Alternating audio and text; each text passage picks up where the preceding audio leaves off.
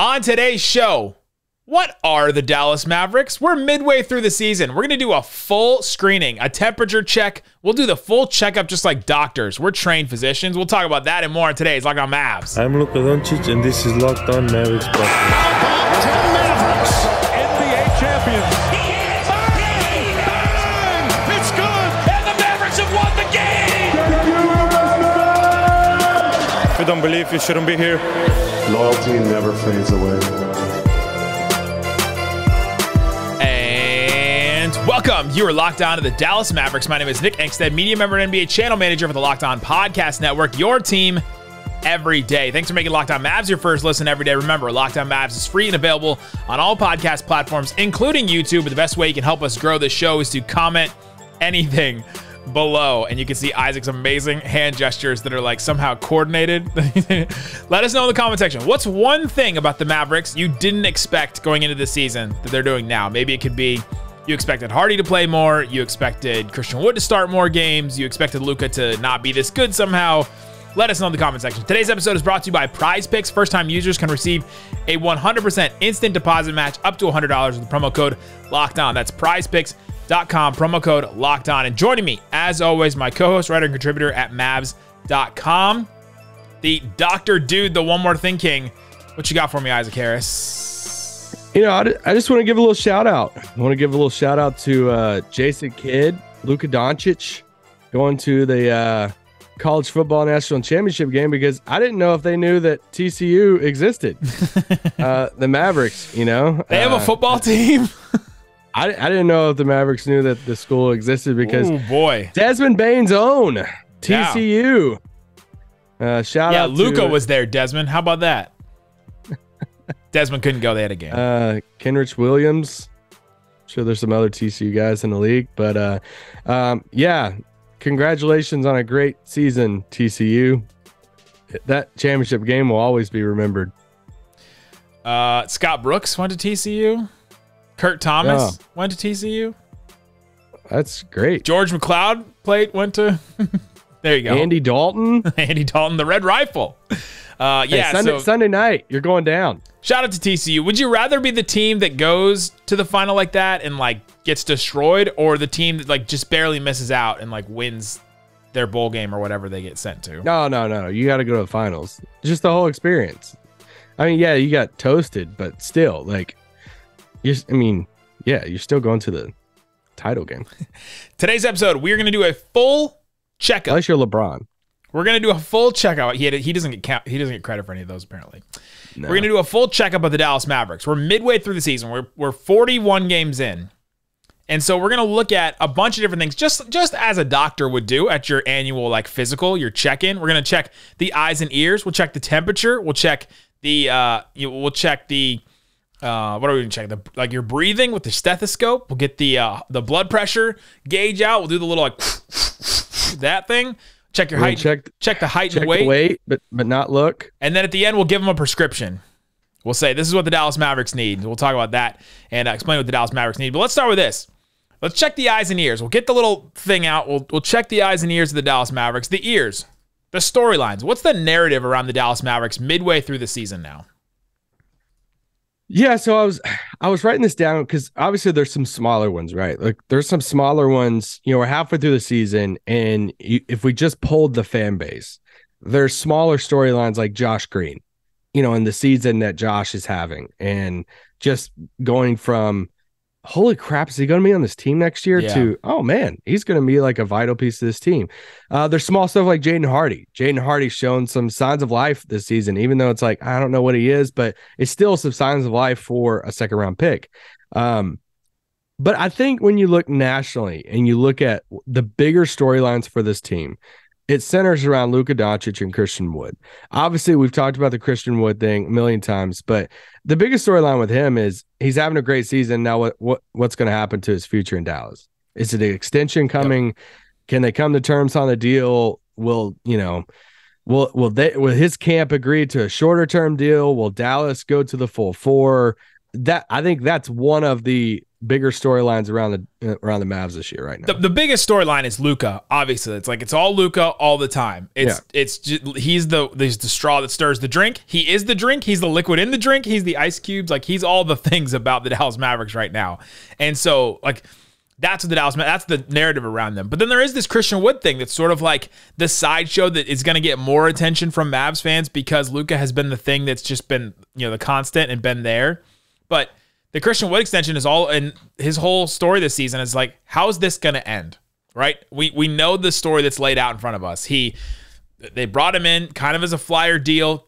Nico Harrison when the deal went down said, "Hey, this is a prove it move for Christian Wood. It's a prove it move for us to see if we can prove something to him. He can prove something to us." And so we'll see if he proves anything. They can't extend him right now. That started on December 24th. They were able to extend him. They can extend him 4 years, $77 million. But the Mavericks right now, it seems like they're looking at maybe a 2-year extension with those same sort of parameters as far as how much they can give him. If they don't do that, then they're probably going to look to trade him before the trade deadline, February 9th. Like that's a month, literally a month from now is when they would have to trade him. If not, then you go into the playoffs with Christian Wood. And that's another thing I'm really fascinated to see is how will this team, the way that they're set up with Christian Wood being such a big part of it, he's never played in the playoffs before. How will he fare in the playoffs like this? And so that's sort of the big thing. Outside of Luka, it's how is this Christian Wood thing going to end? Either the contract, the trade, the playoffs, or then even like the offseason. Yeah. Yeah. And so the biggest storylines go back to Luka, like you said. I was trying to start with the non-Luka one first because I think that's the only we got it out of the way. Yeah, I think that's the only non-Luka storyline that's like the biggest storyline. Yeah. I think outside of that, you're looking at 3 separate storylines for Luka. You're looking at the Luka MVP campaign. You're looking at the Luka usage / heliocentric offense. And then you're looking at the Luka help. And I think those are the 3 big things that, those are arguably the 3 biggest things that I feel like I listen to a decent amount of national podcasts to hear different perspectives. And that's the one thing people talk about when they always talk about the Mavs. Doncic and, how much he has the ball. Does he have enough help? Man, where's he at in the MVP race? Man, does he just have the ball too much? That's what everybody's talking about right now. And that stuff's just not going to change until they get a legit number 2 in there. That's just how it's going to be. Yeah, and that's sort of another part of this, like Luka adjacent is, are the Mavericks a make-a-move team or not? Are they going to be a team that ends up making a trade or a move this year is sort of something that's, circled around. I think I saw it was Kirk or Doyle or somebody on Mavs Twitter said, I think the Mavericks have been attached to 3 different Pistons this year in trade rumors. And you're like, are the Mavericks going to make one of those smaller moves for like a Nerlens Noel or a Bogdanovich or, maybe the Karis LeVert trade that we talked about yesterday? If you want to listen to that episode, are they going to be a make-a-move team or not? Or are they just going to roll with this team and then try to make that big move this summer when they have all their picks available to them? So that's another thing we'll see. But the part about Luka is he's taken another step up. Like he's better this year than he was last year. He's averaging more points. He's scoring at a higher clip. He's getting to the free throw line a ton more than he ever has in his career. And he is drawing fouls and trying to do that. Some of the Harden stuff where you're just like drawing fouls however you can. But he's honestly just like powering through guys at times and really getting fouled because he's quicker and he's stronger and he gets the right mismatch and he just knows where to go with the ball. And it's just been incredible to watch the Mavericks this year with Luka on the floor.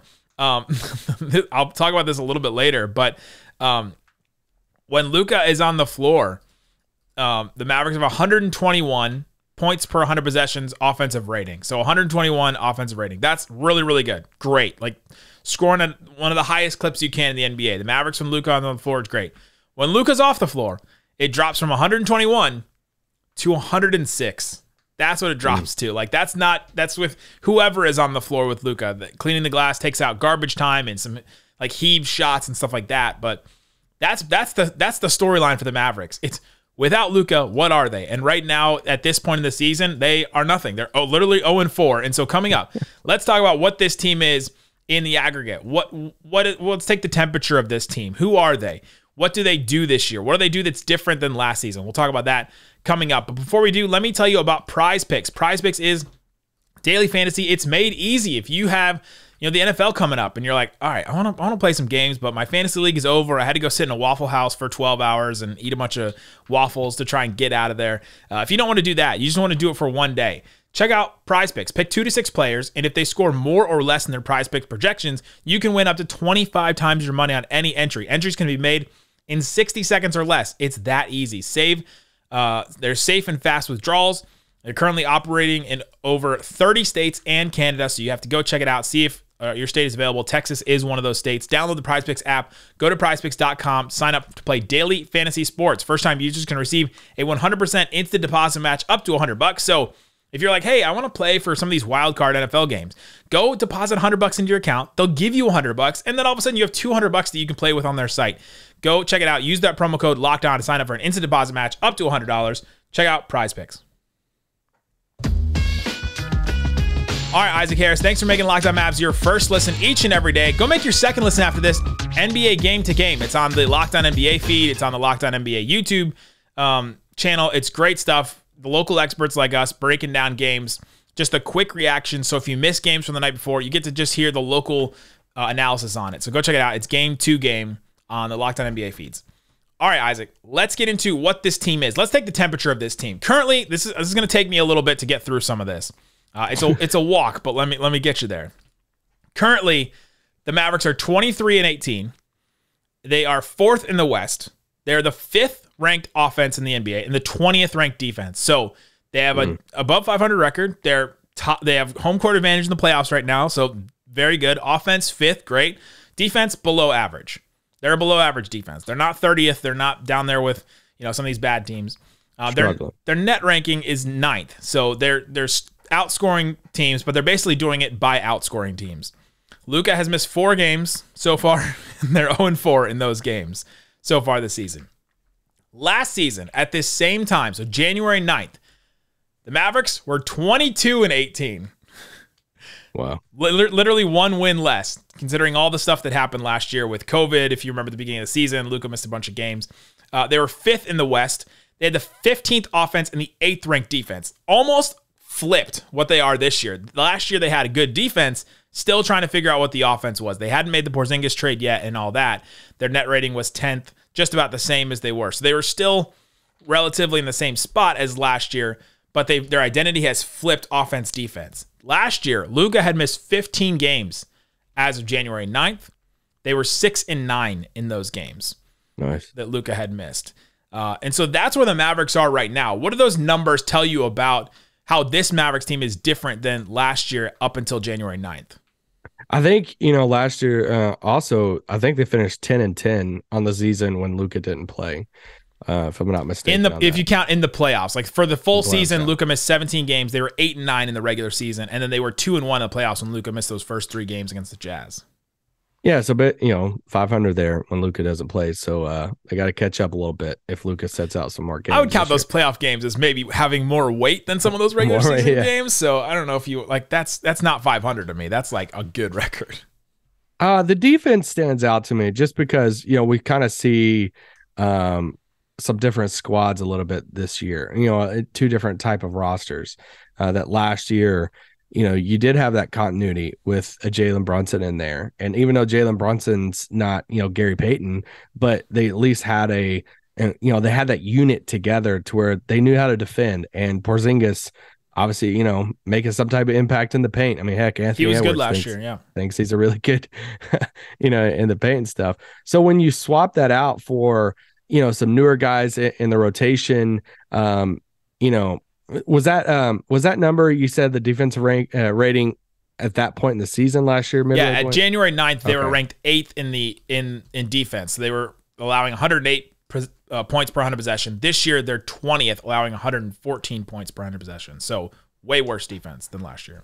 Yeah, so I mean, I think you look at it and say, they were struggling before some of these guys went out, but they've also missed some of these these main defensive guys over the past 3 weeks now, going on 4 weeks. You're also adding, sorry to the Christian Wood people out there, you're adding Christian Wood to the main part of the rotation. He's not, the best defender in the world, even though he's got some great block numbers over the past few weeks. But you're adding Tim back too, because if you count Tim, Tim missed some games last year, a lot of games last year too. That's why I was asking that question a while ago. But Tim, I know he missed most of the second half of the season, but still, it's a different type of identity. Could they get to that point? I think that's the question: is with this roster makeup, can they get back to that point? I think they possibly could if they had everybody healthy, but missing Maxey, Dorian, and Josh, huge. I mean, it's just massive. And however you want to judge like Reggie Bullock this year on both sides of the ball, if he's taking a little step back, then you're like, dang, we're missing like a lot of our best defenders. And the thing about the Mavs defenders is individually, they're not going to ever make all defense, right? Like maybe Dorian could like get real close there if the Mavericks were great defensively one season, but all of them collectively together, the way that their scheme works is all 5 guys have to be working in conjunction, and then a couple of those guys can shine in their individual matchups. But if it's just like, in the way that the NBA is now, I've seen Matt Moore tweeted out something the other day about how like screening and switching is just it's the highest it's ever been. Like a rate it's never been in the NBA, where like if Dorian is guarding LeBron, like by the end of the possession, he's guarding like two different other players because of all the screens that are being run and the switches and all that. So like it's hard for individual players to shine in those matchups, especially if you're anticipating screens and all that. Those 3 guys you mentioned, Dorian, Josh Green, and Maxey, with all of those players off the court this year, the Mavericks are allowing 116 points per 100 possessions, which is bad. And if any of those 3 players are on the court, so any of them, like just Dorian, just Josh, just Maxey, any of them, talk about an impact. They're allowing 113 points per 100 possessions. So like they're literally 3 points per 100 possessions better on defense when any of those guys are available. So them being out, that number to me really stood out because it was like, well, if any of those guys are available, it just makes the Mavericks defense somewhat viable. Whereas if with all of them off, it's just been really hard to try and figure out how to put together a competent defense. The defense this year, just looking at the profile of it, they're allowing about the same shots that they did last year. They're allowing, they're average at the rim. So they allow like, they're I think they're 15th or 17th this year in the amount of shots they allow at the rim. They're allowing a little bit more than average mid-range shots. So they're like, all right, we're trying to keep you away from the rim. Go ahead and take mid-range shots. And then they don't want you to take threes. They're trying to run you off the 3-point line. They're like 3rd in the NBA in the amount of threes that they allow. So it's a low volume of threes and average everywhere else, basically. It's about the same that it was last year. They're allowing stuff at the rim a little bit less than they were last season. That's pretty cool. The thing about this team though is the shots that they're allowing, like those mid-range shots, teams are shooting a higher percentage. Last year, the Mavericks throughout the full season were 7th in the NBA in the amount of like the percentage from mid-range that teams were shooting. This year, they're 21st so far this season. So, like, teams are shooting much better in the mid-range than they were last year, which goes back to those guys that we were just talking about, the Dorians, the Joshes, the Maxies that could chase these guys around in the mid-range and could contest some of these shots, whereas, the Dinwiddies, the Tim Hardaways, and the Lukas aren't necessarily doing that because they're not trying as hard on defense because of their load they're taking on offense.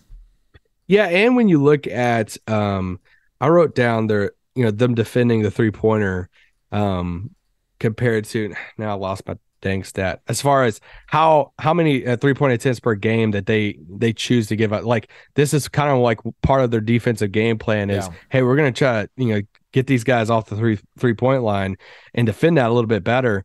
I lost my stat, but oh well. They are. They're trying to, even more so this year, they're trying to run guys off the 3-point line. But they're allowing these mid-range shots. They're allowing this at the rim stuff, and they try to get a rim defender in JaVale, and that just hadn't worked. That's another one of those smaller storylines that you mentioned at the top of the show. It isn't going to be mentioned a ton, but that was a thing that the Mavericks tried. They're like, all right, we got to get better at rebounding and rim protection. They tried it with adding JaVale McGee and trying to bring along Christian Wood, and it just hasn't worked. It just hasn't worked at all. Christian Wood's blocking some shots. He's getting some rebounds, but it's not making enough of a difference because it's still Dwight out there, and Maxey's been out too. So look, that doesn't help you any more than last season. You're playing Davis at 4 and 5 a lot this season, and so it's just not making as big of a difference from last season to this season. From Kristaps Porzingis to Christian Wood, it hasn't been that big of a difference so far, defending the rim or getting rebounds. Yeah, they're fourth in the league in 3-point attempts allowed per game, and they're second in the league in 3-point makes allowed per game.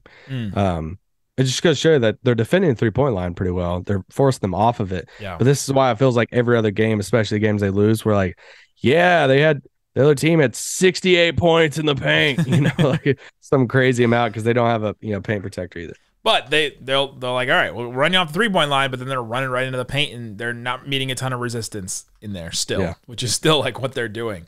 And so that's the defense. That's what the Mavericks are doing on defense. Let's take their blood pressure. Let's do a blood test, do the height and weight. And then at the end here, we'll prescribe something to the Mavericks. What does this team need going forward? We'll talk about that coming up. Before we do, let me tell you about BetOnline. It's the best place to check out the odds and lines inside and outside of sports. You can go check out some NBA futures right now in the Western Conference. Who do you think is a favorite to win the Western Conference on BetOnline?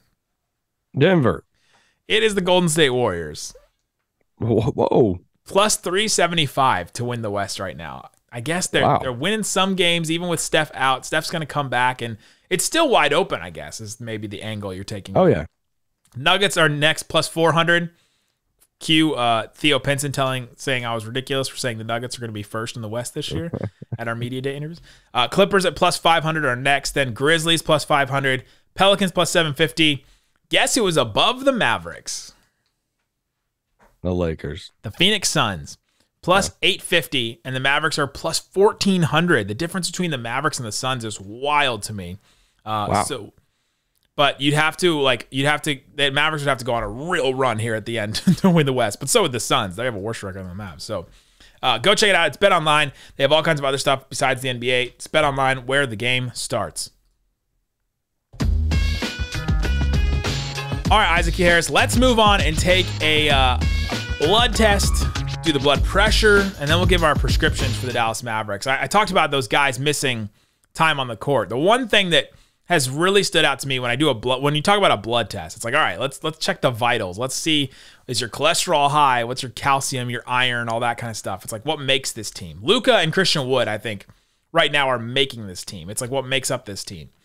They've played 1,200 possessions together, which is a pretty big sample size at this point. And they have 123 offensive rating. Great. Scoring a lot. 116 defensive rating. That's bad. Really bad. They're not defending, but they're outscoring teams right now when those two are on the court. The interesting thing is when you take Dinwiddie off the court and it's just Luka and Wood and no Dinwiddie, which is some of these lineups that we've seen where it's like, Dinwiddie's running with the bench unit, then he comes off. Their defense gets better and their offense gets better on both of those fronts. But it's a lot of the Josh Green is in there, Maxey is in there. It's some of these bench line, like Luka plus the bench lineups that we saw early in the season. I'm just interested in what does the Luka and Christian Wood lineup look like going forward? And I think we have to see what the rest of the pieces are when they're healthy, what that looks like. Like, what is that?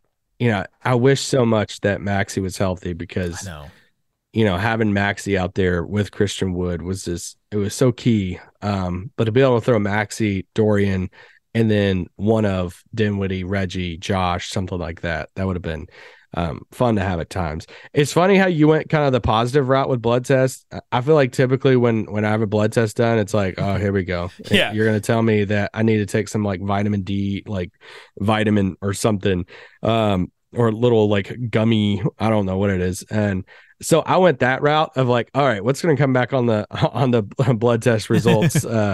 That's going to tell me what sucks right now. And I said free throws because they are second in the league in free throw attempts per game.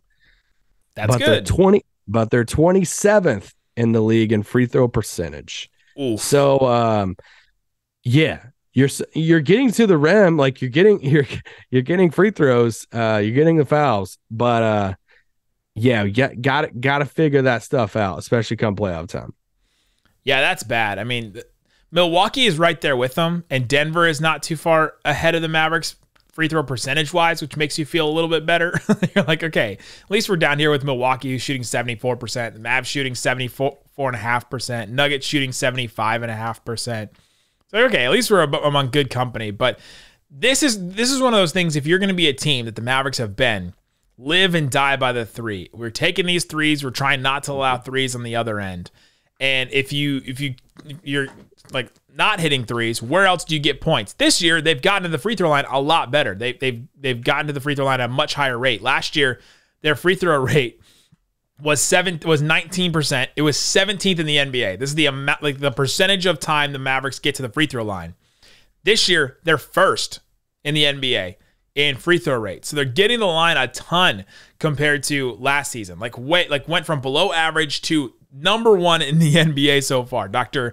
Isaac has his stethoscope and his little toy thermometer. He's taking the pulse and the temperature of the Mavericks. But yeah, they're getting the free throw line. They just got to hit their free throws. And it's been on Luka. Some of it's on Christian Wood, even though he's been better, shooting free throws lately. But man, speaking of temperature, real quick, temperature, blood pressure, we could lump all this together. Where are you at, like with your like overall like feeling with the Mavericks right now, or how? Because I think in the temperature, I wrote down like 101.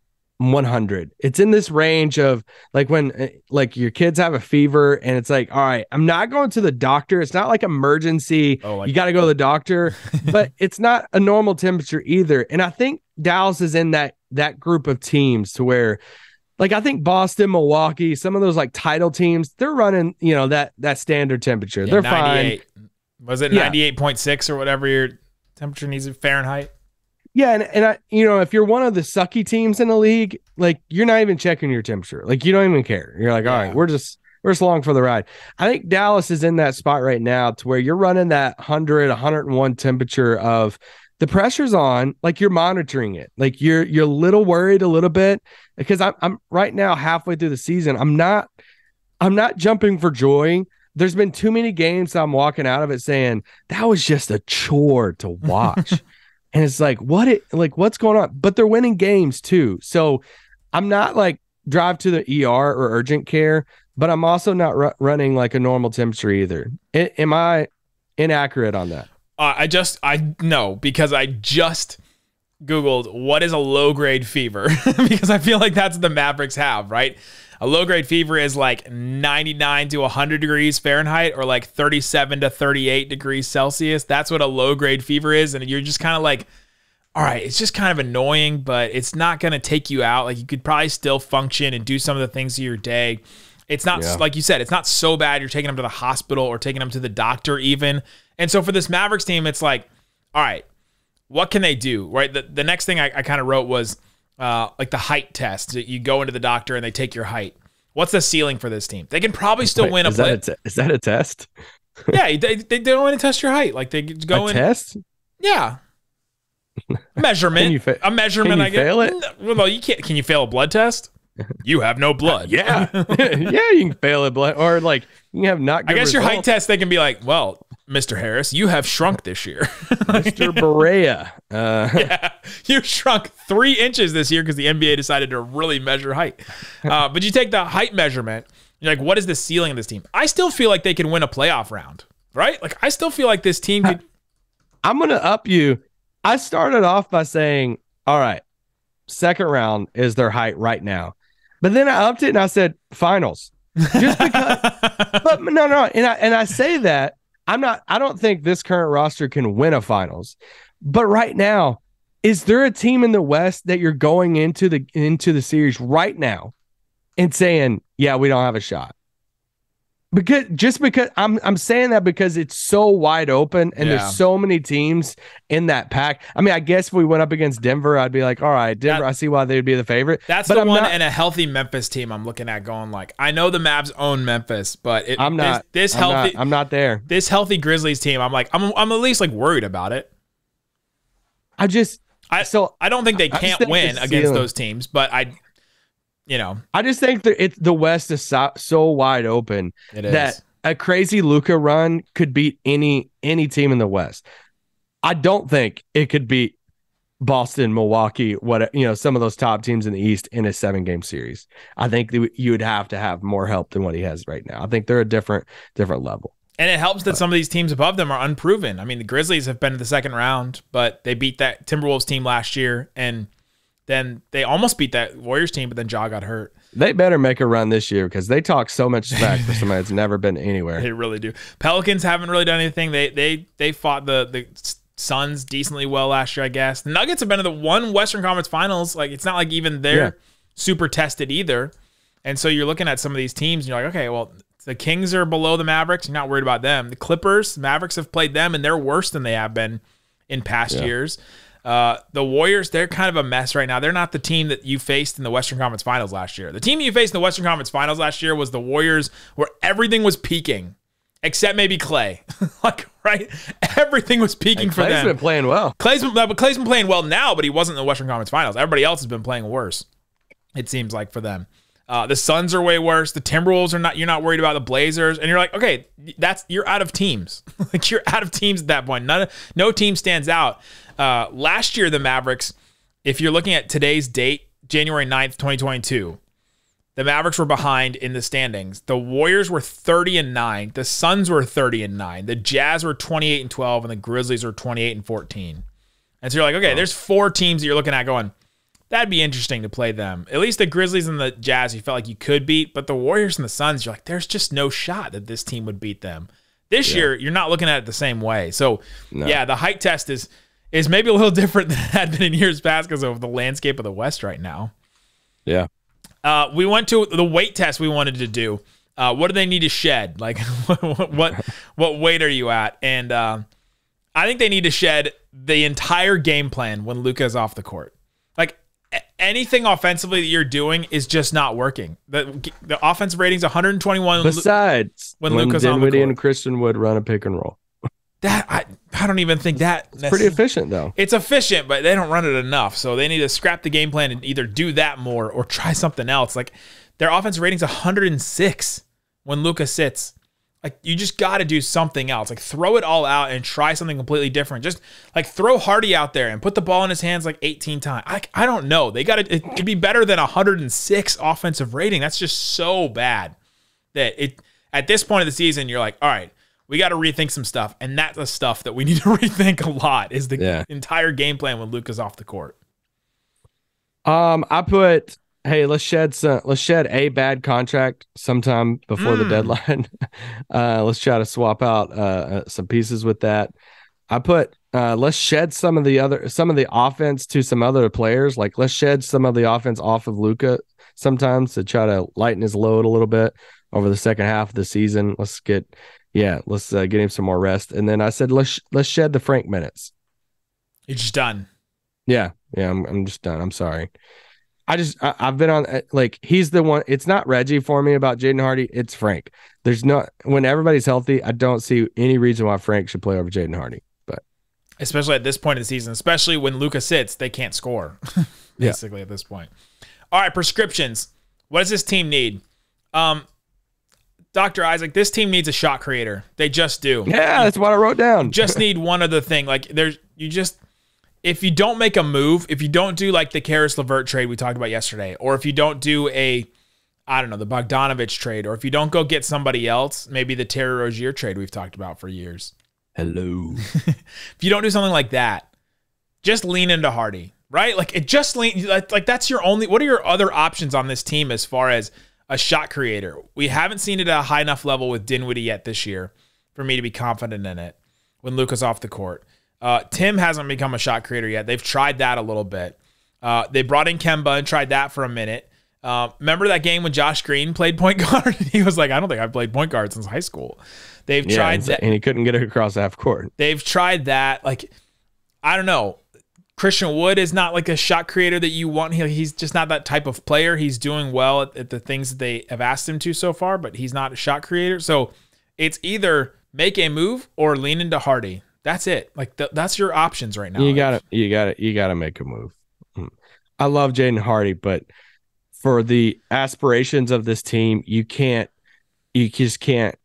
And I know it's probably gonna be unpopular. Like, I don't think you can go into it with Jaden Hardy as your third best shot creator. The Jaden Hardy one is leaning into him is still the thing that we talked about before the season. It's all right. He starts the year probably in the G League.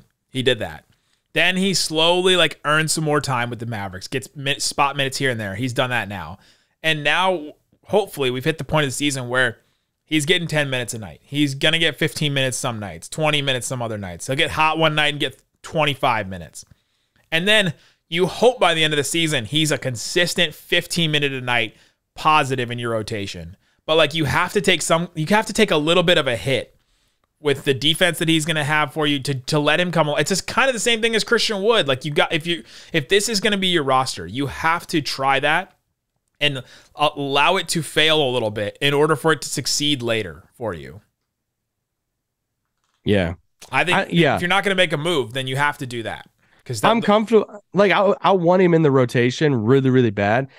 It's tough for me because of the makeup of the roster. If they did one of these 2-for-1 trades or a 3-for-2 trade or something like that let's say Tim is combined with somebody else to bring back like another like solid wing off the bench, like a bigger wing, then it's like, okay, like now there's the natural spot for Jaden Hardy to step into off the bench. You're just not getting good enough stuff from the players that you are playing in that rotation that you're talking about before making a 2-for-1 trade for me to not want to lean into that. So if I'm prescribing something, it's one of these like, so I went to the doctor recently, I had something and he goes, all right, you're going to take this, you take this pill and there's a very small chance it'll give you liver failure. And I was like, good Lord, like, let's be right up front with it. He's like, there's a very small chance it'll do that. But in the long run, it'll help you with this issue you're dealing with. And I was like, okay. And you think about it, but like, that's what it is sort of. You're like, all right, let's lean into something. Even though there may be a small chance that it like totally blows up, but you have to play a long game here if you're not going to make another move to address something because you're just not getting what you need right now. Yeah, you gotta find another shot creator. I think they make a trade. I think they'll do it at some point. Okay, and we'll see. The other team need I said was you got to get some health. you got to go and Dorian and Josh just got to get healthy. One of those two guys. Hopefully in this road trip, we'll see one of those guys come back because they just need them. I feel like so I haven't seen badly. Josh Green play basketball for like, I don't know. The weirdest, longest Grayson Allen caused injury ever. Don't speak that name. I mean, he's the one that caused it. He didn't even do anything really in the play. And it's gonna come down to his fault.